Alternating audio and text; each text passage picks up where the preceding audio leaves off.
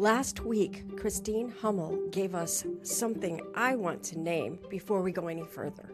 She talked about the moment she stopped being the system and started leading it. That shift from doing everything herself to building a team where ownership was actually clear, where she could step back and trust the work would hold, that's not a soft skill.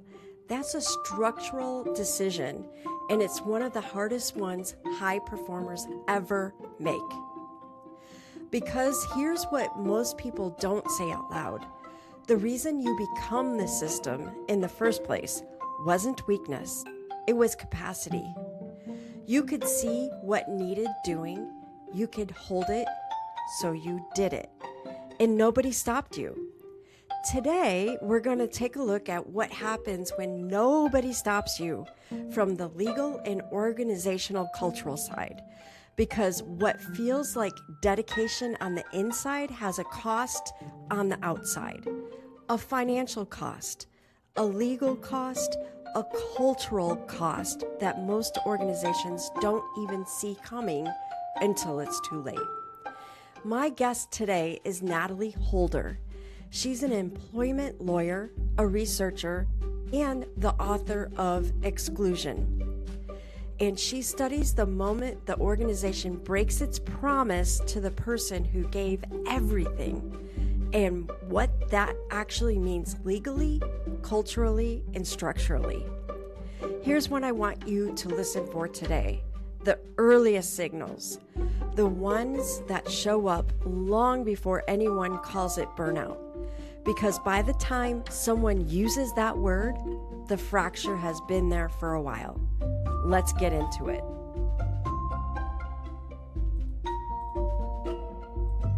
Natalie Holder, thank you so much for being here. Now, let me start with the fact that we've been told that burnout is about workload. People think of it as workload, but the research is showing something different. It's often about unclear roles, invisible responsibility. But you're coming at it from a different perspective. And I love the fact that you're here. So from your perspective, working in high stakes legal and compliance environments, what's the earliest signal that a workplace is breaking down even before people start to calling it burnout? Thank you so much, Natalie, for having me on the show. And yes, please feel free to refer to me as Natalie Holder, just because you have so many Natalies on this show. It's my pleasure, and congratulations on your podcast. I really do enjoy your content. Because once again, your content really resonates with me because it's about the breakdown of the workplace. As an employment lawyer, my goal and my vision is to always build up a workplace and to never see it disintegrate. And so topics like burnout actually make me sad because we didn't start out burned out. We started out with that bright flame. I mean, I think that's the reason why we had that metaphor of burnout, because we started out as stars when we interviewed with a role, when we entered the workplace. Someone wanted us there. And then throughout the course of our engagement with maybe that employer or a series of employers, if we continue to follow the same patterns of going to a certain type of employer, we then start to feel as though we can no longer give anything to an organization because we have nothing left for ourselves. So what are some of the first signs? I'd like to say that there is that there's that universal signal. But what I would say is there's this, and I really don't think that there is this universal signal.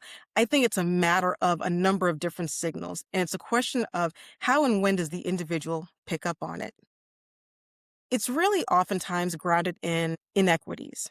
When do you notice that there are inequities in your workplace? When are you noticing that you're being treated differently than someone else? Like you said, my way of looking at, or the angle from which I look at burnout, I work with individuals who experience burnout because they've given their all to an organization that didn't reciprocate. There were promises that were made to them about being able to get resources, being able to get promotions, being able to get the help that they needed. And those promises were broken, and thus the trust was broken. And so those are just some of the signals that people can pick up on. And when I mentioned, people going into different environments and where they are following the same pattern, If we don't pick up on the signal and if we're not honest about what that signal was, that changed for us when we said something's not right anymore in this work environment. I'm no longer feeling that same sense of whether it's appreciation, respect, or collegiality. It's time for me to go. You will continue to follow that pattern and your story becomes, well, that's just the way the workplace is, when it doesn't have to be. That is such a good point, and I think as much as I hate to say this, can see myself in that for sure. But also, I see it in coworkers, where coworkers sort of I hate this analogy, but I'm going to use it anyway, sort of circling around the toilet in a sense. And they're going around and they're kind of flushing themselves out. And it feels like they're grabbing everyone and everything that they can to go down with. That's just the analogy that comes to my mind. And when I feel myself going there, it's like, hey, man, I don't want to take anybody with me. I'm going to make some decisions for myself. If I see somebody else going down, it's like, I got to stay away. But in general, that's how I see a signal. That's how I see a sign. I see the whole organization carrying a weight and all the people that want to participate with that person carrying the weight. Who do you see as carrying the weight when there is this breakdown? So, taking this from the leader perspective, when there is that breakdown, when that leader is no longer truly being a leader, when that leader is really no longer creating the kind of environment in where people don't feel as though they're swirling. Because people oftentimes feel as though they're swirling because they don't have anything to anchor them. What Mm, anchors us in the workplace is that belief that someone is giving us feedback, is that belief that we're being treated fairly, is that belief that we're getting the kind of assignments that will set us up for future success. And then, quite honestly, it's This is where I think leaders fundamentally misunderstand their role. They think their job is direction, goals, vision, strategy. But one of the most important and most overlooked leadership functions is this: defining where responsibility stops, not just assigning work, defining the edges. Without that clarity, the most capable people on the team don't just work harder, they over-earn. They fill the gaps. They absorb what the leader didn't contain. And over time, that becomes the hidden tax of poor leadership. being anchored in the whole notion that someone understands what we want out of the workplace and that they're meeting us there. They're giving us the tools and the resources to be able to be that kind of employee that we want to be. Not everybody wants to be the CEO, and not everybody can be the CEO. However, it's that idea that someone at least knows where you are and what you want to do. That whole Right. notion of, a career ladder, we all know it's much more circuitous these days. No one Right. really goes lockstep in order from one role to another to another. Sometimes we backtrack and we move around, and that's important for the people who are leading you to understand that there might be certain keys in the organization that you want to carry that somebody else might not. But it's when that leader checks out and isn't paying attention anymore, isn't even meeting with you, when you've noticed that people are spiraling, that people are swirling. I actually do like the metaphor. I actually use the toilet metaphor a little bit differently, though. Whenever I think about reorganizations, I say that's a corporate flush. That Mm, is the way of the corporation basically flushing away that which it feels is waste, that which they feel, they don't necessarily want. They may rehire for your role. However, the question is, did they really find value at that time that right. they were flushing? So that's my metaphor. So you're not the only one. Yay. Don't feel alone when you think about that metaphor. But when you've noticed that people were spiraling, the question is, what was not tethered for them? Where did the untethering take place? Because that's oftentimes a very clear signal as to when and where that person might want to pivot, when and where that person might need to move into a different department to be with a new leader, where, that person might need to actually consider going to a different organization. Sometimes we outgrow the boxes that we're in.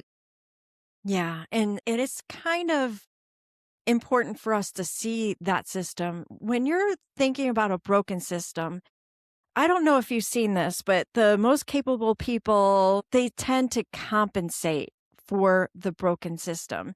Do you see a pattern where high performers start absorbing responsibility that was never assigned to them? And how does that show up legally or even culturally inside the organization? Many times, when individuals do feel that first signal in where something might be amiss in the organization, they miss the signal because if they're a high performer, they absorb it as an indication of something that they've done. They internalize it. Thinking, no, this couldn't be happening to me. I have these degrees. I have this pedigree. I've done this work. So, no, I must be mistaken. I want to stop here because this is the exact moment burnout is actually created. Not when the workload increases, not when the deadline gets moved, but when ownership becomes ambiguous and you decide, I'll just take it.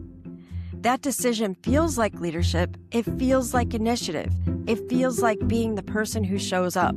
But in the precision responsibility system, I call that moment something else entirely: responsibility leakage. You're not carrying what's yours, you're carrying what defaulted to you. And your nervous system, it doesn't know the difference. It just keeps scanning, keeps holding, keeps working, even at 2 a.m. when the rest of the world is asleep. What's really happening? And so that's the absorption that I've seen. When I was doing research for my book, Exclusion, Strategies for Improving Diversity in Recruitment, Retention, and Promotion, I started off with a very basic question to hundreds of people. And the question was, have you ever felt like an outsider? And over and over again, with the exception of one person out of 200 people said, yes, I have felt like an outsider in these different respects. Each person I interviewed, there was, a certain threshold in where I interviewed people who were gainfully employed, people who had, undergraduate degrees, people who had even advanced degrees. So those were my threshold, criteria for interviewing people. And I noticed that there's always this hesitation in the very beginning of their telling of the story. And even as they were telling the story, they would always go back and say, I'm really not sure, what it was all about. I'm really not sure why this experience of being othered was happening to me. And those experiences, quite honestly, became, I would say, repeated in the stories that I was hearing. And I noticed that these experiences fell into 10 different buckets. And these 10 different buckets became what I call the 10 indicators of a broken workplace culture. That if they're showing up in your organization, people are going to be checked out. People are going to flame out. People are going to believe, why should I be working so hard for an organization and where I'm like Sisyphus, I'm rolling that boulder up the hill? And they finally say, you know what?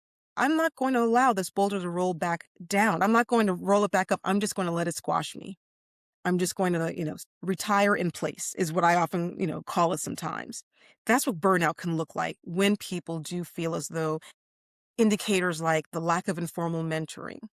Informal mentoring is so important in an organization because, Natalie, think about when you had your first job. There were unwritten criteria in your role. And it took someone to actually identify and to shine a flashlight on the shadow roles that you had in the organization. You might have been hired to be someone's handholder. You might have been hired to be that person, to calm down a client, to, soothe emotions, but that's not in your job description. No. It takes informal mentoring for someone to actually explain all of these to you. And here's the hard part. If you don't have someone giving you that insight during performance evaluation period, you're told that you didn't meet expectations. And you're thinking, how and why did this happen? Yes. That's unspoken responsibility in action. In the precision responsibility system, that's one of the most dangerous categories because it's the one that can't be negotiated. You can't push back on what was never said. You can't succeed at expectations that were never made visible. So you do one of two things. You fail quietly and you don't even know why. Or you overextend, trying to anticipate and cover everything that might be expected.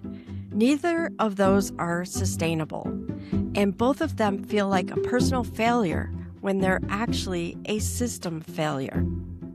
And that's oftentimes the breakdown in communication that stems from the lack of informal mentoring.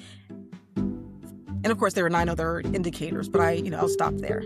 I really encourage people to grab your book and find out what the other 9 indicators are. It's very fascinating. And so I guess the question is, when you have one of those indicators and you've decided to retire in place or to just let the boulder go and split, but I want to talk about the people that are staying in place. At what point does that shift from being a team player to something that actually creates risk for the individual company? At what place do you make that change? I say that any time that a person feels as though they do not have equal access to opportunities, that's automatically a reputational risk and also a legal risk for the organization. Because as an organization, as a leader, you are required to provide equal terms and conditions to your employees, regardless of their protected categories.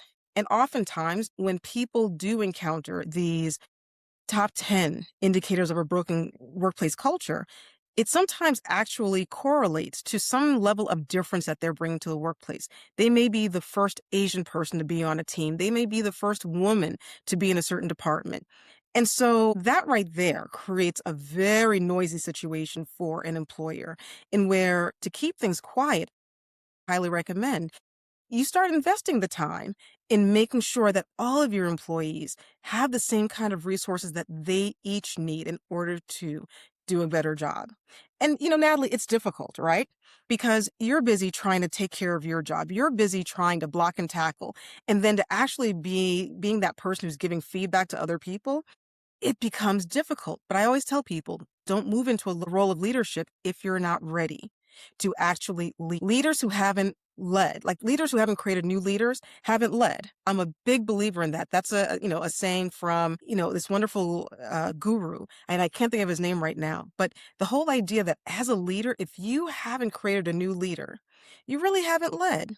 And so that is like fundamental to me in terms of how you make sure that you have a workplace environment in where you're not polluting the air with unfairness, inequities, and any sort of indication that there isn't an opportunity to thrive in the organization. But then legally, absolutely. If you become that employer who's known as not being fair to your employees, as not providing equal opportunities, as not being that employer that people really feel as though there's a good work environment, i.e., it's going to be interesting seeing when Oracle decides to do some recruiting in the next few years after they just laid off 30,000 people by way of an email. An email, Natalie, can you imagine? I can't. Getting an email. And so, when you think about what that reputation, what your reputation is, there's actually a tax on that. And I can't remember the exact name for it, but it was in a Harvard Business Review article in where they found that employers who had poor reputations of being employers, they oftentimes had to pay an extra 10% to an employee when they were being onboarded. So employees, they knew the deal and they negotiated for at least 10% more in their salaries. And this is where responsibility misalignment stops being a personal wellness conversation and becomes a business liability conversation. Organizations that systemically rely on over-responsible employees to fill structural gaps are paying for it in attrition, in legal exposure, in the talent that quietly exits, not with a resignation letter, but with gradual withdrawal of their best thinking. The cost isn't just human, it's financial, and it's preventable with the right structure in place. When they were working with organizations that weren't making the best places to work list, that weren't seen as the leaders of, once again, good and healthy workplace cultures. There you go. So a lot of leaders think culture problems are soft, and you just talked about something very hard, paying 10% more. And you've also seen lawsuits as well. What are one or two of the most overlooked culture behaviors that quietly escalate into legal exposure? Say that two that I'm seeing more frequently. Number one is bullying. Bullying does not necessarily mean that someone's asking for your lunch money. We're talking about, that person who might be sending the caustic emails at 2 o'clock in the morning. We're talking about the person who is calling you and using very, unsavory language when they're addressing you and when they're giving you feedback and when they're even sometimes giving you assignments. Bullying, that kind of behavior that makes people feel insignificant. It's interesting. Oftentimes, what I've noticed is that the bullying is something that will, once again, trigger someone to feel as though I'm being mistreated in the workplace. I'm going to file a complaint of harassment or discrimination. So that's the legal term, right? That's the actual lawsuit that takes place. But the second indicator that I'm noticing, it's retaliation. Retaliation for years has been one of the number one, that's been like the highest number of complaints that the Equal Employment Opportunity Commission receives. And I want to say that's at least 5 years running. That's been the highest number or the number one area for charges for the Equal Employment Opportunity Commission. And it's the retaliation piece that oftentimes is the one that sticks. Because Natalie, it is so easy for the initial complaint to be dropped because let's look at the Blake Lively case. So Blake Lively, she's an actress. She filed a sexual harassment lawsuit against the producer of her movie and her fellow co-star. And her allegations, when I read them, I'll admit, I didn't really feel as though they met the legal standard and there are a number of different elements to a sexual harassment complaint, but the severe and pervasive element, that's often where litigants have difficulty. And I'm not in any way minimizing what happened to her. I'm not minimizing the harm that occurred to her. But the legal standard is quite high. The behavior that is creating the sexual harassment has to be either pervasive, meaning that it happens repeatedly over and over again, and it's polluting your workplace environment. You can't get away from it. Or it has to be severe. It's something that happened one time, but it was so graphic and just so obscene that it really could be seen as that kind of behavior that would would alter the reasonable person's work environment. Right. So I didn't see that in the Blake Lively case. But where her case has legs is the retaliation piece. So a judge already threw out the sexual harassment piece, but the judge is keeping the retaliation piece of the case. And that's how she's going to be able to go forward on it. Because when someone has complained about you, our natural instinct is, I don't want to talk to that person anymore. I don't want to be in that person's space. I don't want to work with them. You want to ice that person out. You may even start to engage in, condescending behaviors toward that person, Right. making snide comments or remarks, really trying to push that person out.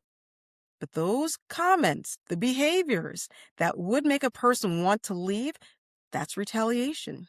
And that's oftentimes where people will find that they have a really good claim against their employer. And so I often tell leaders, once you receive a complaint, you had better make sure that you're treating that person like you would your star employee. Continue giving that person resources. Continue performance managing them if that's what's required.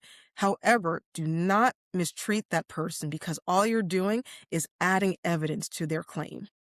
Yeah. Good one. So before it gets to that level, what can a leader actually do differently in that moment to stop themselves from retaliating? It sounds very simple, but I'm a big believer in controlling your breath, right? Where I'll admit I'm a big believer in like some of the yoga practices in where it's a matter of creating the intentionality in the workplace. What's your intention with this employee? If your intention is to ensure that you are not found liable for retaliation, take a moment and really think about how are you going about engaging with this person?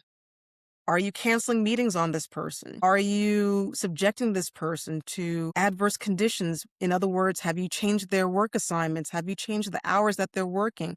Are you taking away what would be considered benefits to that person? If this person, let's say, is a single parent and this person works the shift from, 6 to 10 p.m., but you've now made them work a shift that no longer enables them to pick up their kid from school, that could be seen as retaliation. So it's so important to actually be intentional.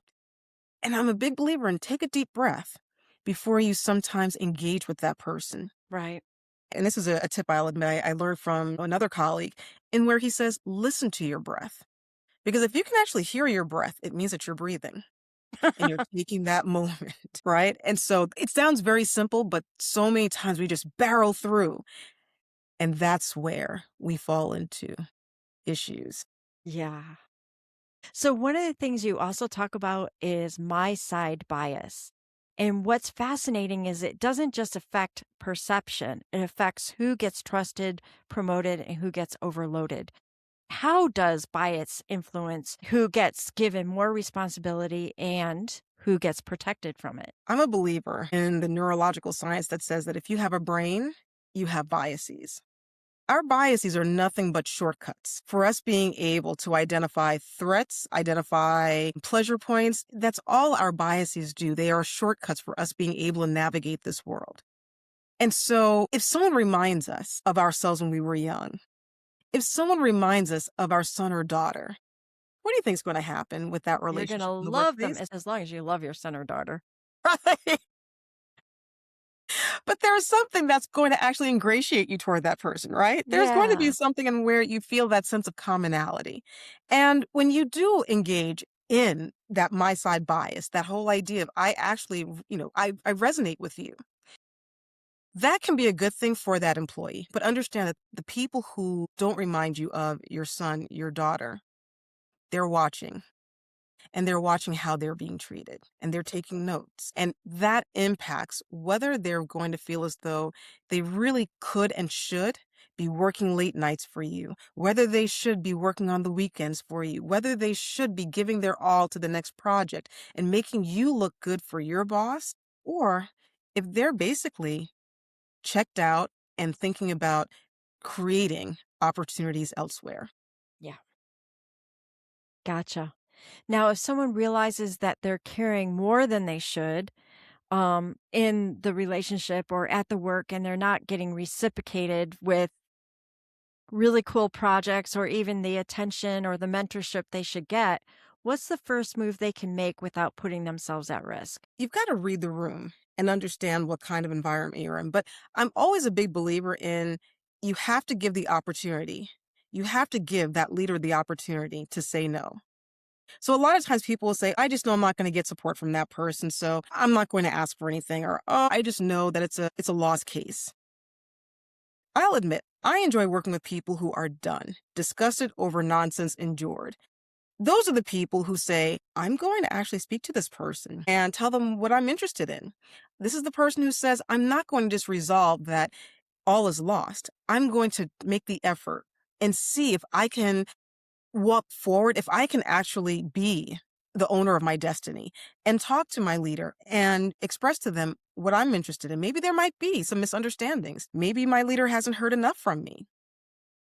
And once you have that conversation, if you do find that your leader is checked out, that your leader is not responsive, and that your leader is not going to support you, that's when I highly encourage people to start creating their portfolio career.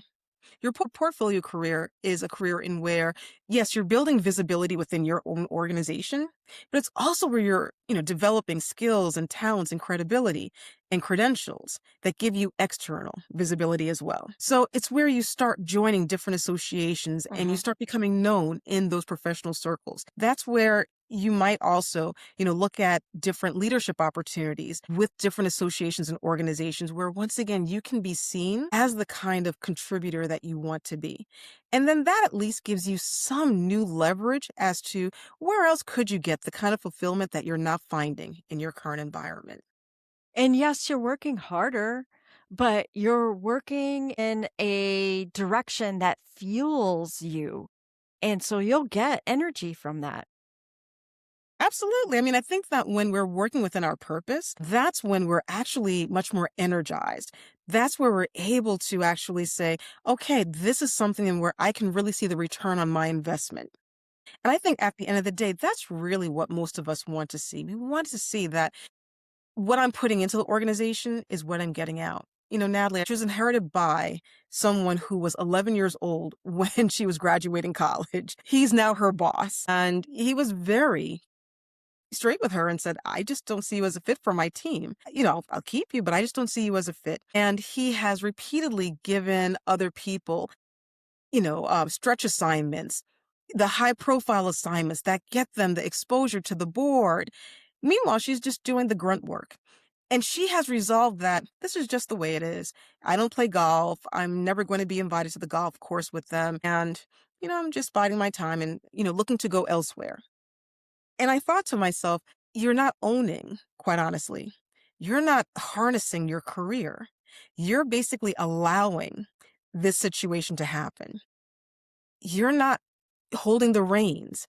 And so for me, holding the reins would be for her developing new relationships, maybe in a different department. Even though she might have one specialty, she has transferable skills that might be appreciated elsewhere within her own organization. It's that networking within your own organization sometimes, and where there just might be a different space that's welcoming, that's more welcoming to you. It's also looking at where else might she be able to be a part of different programs and panels, and where she would be able to develop their relationships with people who might be able to put in a good word for her with another organization. Yeah. And it's that kind of ownership that, once again, I always encourage people to engage with when they're thinking about their portfolio career in moments where they notice that they're in a Sisyphus moment and that boulder just keeps on coming back and they're Yeah. on the brink of flaming out. Yeah. So that's a really great story for sure, and shows the power of taking the reins when there's a misalignment. So you've helped people navigate that moment. How do you know whether to fix the environment that they're in this particular situation versus pivot out? Unfortunately, most times as an employee, you're not going to be able to fix the situation. I have to admit, most times as the employee, you're most likely not going to have the kind of influence and impact to be able to truly change the organization.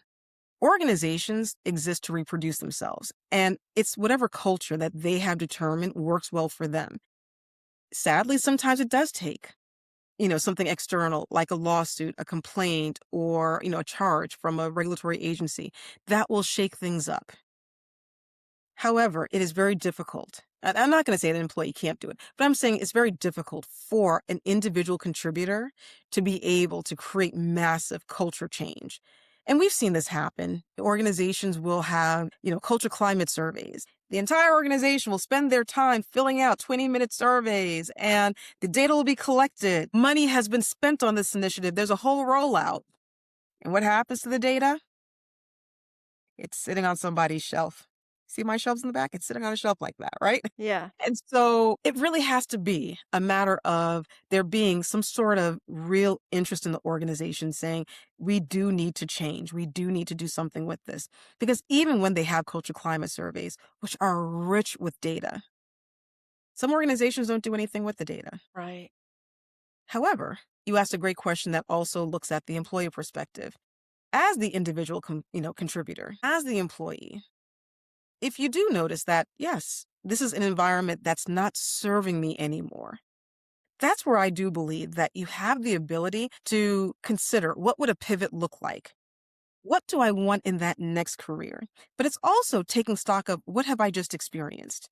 Many times people will just say, this is just the way the organization is. This is just the way life is. And they're just resigned to it. However, it's important to actually call the moment what it is.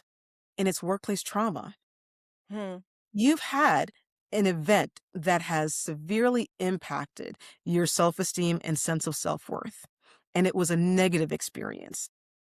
And when you don't become honest about that, when you can't confront that, sadly, you will merely call it stress and move on to the next situation. And unfortunately, you just might move into a very similar situation because you haven't called out that which made you done, disgusted over nonsense endured. You haven't approached the trauma. I remember I was coaching someone one time who was done. She was done. And she was reporting to a senior leader who couldn't make good decisions. Like he just couldn't even make the decisions. We're not even talking about, grandiose decisions. We're talking about someone who just couldn't even decide things. And he made one of the things he did decide because he had insight from another leader. He decided to reorganize the department. And because he really had difficulty showing accountability to this woman, he reorganized her into a different department. But in doing that, he reorganized her into a department where she was now reporting to her peer, her former peer. And so she really was just in arms about that because she felt like this was the ultimate disrespect. How dare you do that? Fast forward, she's now ready to pivot. She's done. She's ready to move and figure out her pivot out of the organization. And as she was looking at new and different places to go to, she was being recruited and courted by another organization. Now, as she was telling me about this organization that she was considering, I thought, oh my gosh, you're about to repeat the same pattern that you just left. Even though she was done, she really hadn't confronted the trauma of the situation. Right. She really hadn't sat with it and thought about what did it mean to her and what was the signal of the trauma. How can she make sure that she's not going to fall into an environment in where she would have that happen again, most likely. You can't guard against it sometimes, but you can be perceptive about, am I walking in one situation that is very much a mirror of the situation I'm leaving? It's like leaving one bad boyfriend or one bad, romantic experience for someone that is like the other side of the same coin. So Right. she was, being recruited by an organization in where the person who she would be reporting to was a very busy person. When he interviewed her, he took less than 10 minutes to interview her. And while he was interviewing her, he's looking at her resume. And basically, she realized this is the first time that he was looking at her resume. Wow. Now, the noise that distracted her was that, oh, this is an organization that reached out to me and they flew me first class to interview with, for this individual. And it would be leaving this environment where I got disrespected.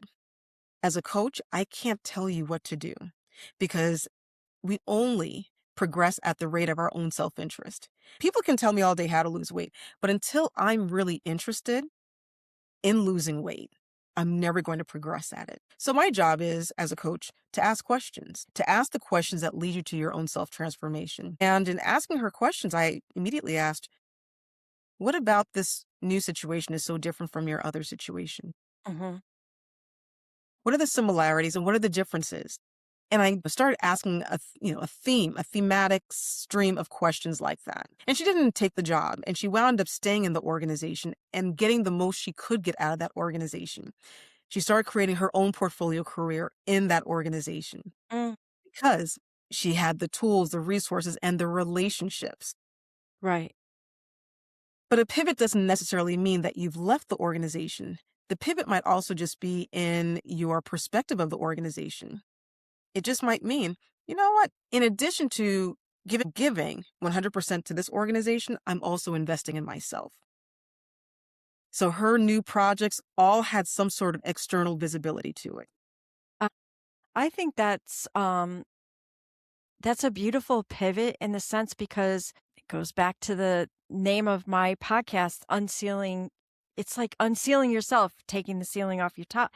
Because a lot of the ceilings that we have it's all about limiting beliefs. And so she likely encountered a limiting belief about herself and she starts to remove it, but within her own environment. Exactly. The Yeah. limiting belief sometimes, it's a question of, am I good enough? Am I talented enough? Am I worthy? Exactly. Those are some of the strongest limiting beliefs. And it's important to remind people of the power that they still have, though. Right. So often people don't remember and don't believe that they're still powerful in their environments. They're powerful even when they're being laid off. It is hard to believe. Counterintuitive, right? But, the person who has encountered workplace trauma, once they have actually owned it and said, yeah, this wasn't just stressful. This wasn't just, some one-off. This really is something that is going to change some aspect of how I see myself in this environment.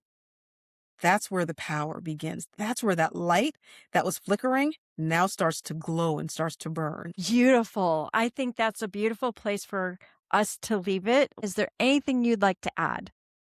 So, as we're talking about pivoting, I would welcome anyone who is interested in just assessing where they are on the pivot continuum. There's a pivot assessment that I have for individuals who are questioning whether or not this is the right environment for me, whether or not this is the right space for me. And it's a very quick assessment, 2 minutes. And it's on my website, which is natalieholderspeaks.com. And it comes with an analysis of where you are in the continuum. And it also comes with a playbook in where once you complete the assessment, you'll get steps as to how and where you can start to develop your own portfolio career and start to plan and strategize your pivot. Fantastic. Thank you so much for that gift to the listeners. Thank you so much for being on UnCeiling You. I really appreciate you being here. My pleasure, Natalie. Thank you. Here's what I want you to carry from this conversation. Burnout doesn't begin with overwork. It begins with a broken promise. From the organization to the person who showed up fully and gave everything they had. Natalie Holder showed us today that what looks like dedication on the outside, absorbing the gaps, carrying what was never assigned, stepping up before anyone asked, has real cost. A legal cost, a financial cost, a human cost. In that 10% reputation tax she mentioned, the unmeasurable part is the talent that quietly withdraws. The high performer who stops bringing their best thinking because the system took it without ever acknowledging it had been taken. Here's the one thing I want you to sit with this week. If you've been carrying something that was never yours, not because you agreed to it, but because you could, because no one else did, that's not a character flaw. That's a structural failure with your name on it. And you get to decide when that stops. The Responsibility Reset Notebook is linked in the show notes. It's a tool that helps you sort through what's actually yours, what belongs to the system, what's been quietly defaulting to you. Grab it at the UnCeiling Zone/RR Notebook. Now, next week, we're going to go somewhere different, and I think it's going to hit harder than you expect. My guest next week built what most people would call the perfect life. She's in the C-suite. She has a great family, stability. By every external measure, she had it. And she'll tell you herself she was performing success, not living it. What she describes is what happens when the responsibility you've been carrying isn't just professional. It's the identity you built around it, the version of yourself that you constructed to meet everyone else's definition of what your life should look like. We're going to talk about the moment she realized the ceiling wasn't above her, it was inside of her, and what it actually took to remove it. That's next week. Make sure you hit subscribe off of this episode so you don't miss next week's episode.